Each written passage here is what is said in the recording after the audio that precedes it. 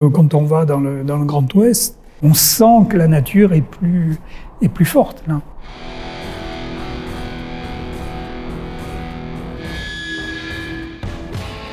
Pour moi, sauvage, c'était plutôt la notion de grands espaces et de grandes étendues. L'image que j'ai toujours en tête, un feu style un gros feu de camp. Et ici, cette atmosphère et cette profondeur, entre guillemets, que j'ai essayé de traduire, avec des notes un petit peu plus cuirées, plus de notes de fond, en gardant toujours la signature, en l'habillant, l'arrondissant un petit peu plus, avec des notes vanille.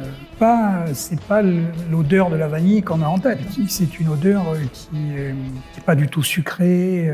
C'est une odeur, oui, avec un côté animal.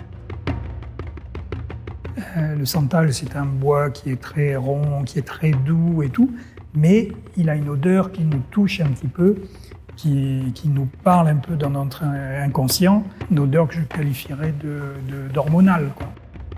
C'est pas une plante comme une autre. Il faut attendre qu'il ait 20 ans, 25 ans. Tous les santaliers ne comportent pas d'essence à l'intérieur. Ça pousse naturellement, mais il y a une très forte mortalité. Donc on a fait une nurserie. On attend qu'ils aient à peu près 1 mètre de hauteur et on les replante dans cette forêt et ils se développent, j'allais dire, naturellement.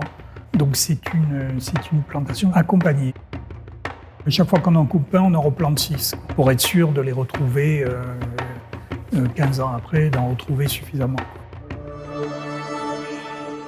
J'ai un rapport qu'on devrait tous avoir avec la nature, c'est-à-dire à partir du moment où j'utilise des produits naturels, très égoïstement, mon intérêt c'est de les préserver et de les soigner.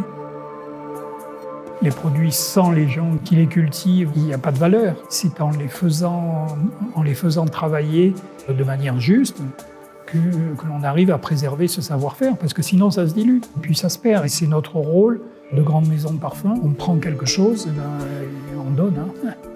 On dit c'est un échange, c'est pas je prends et puis je verrai bien.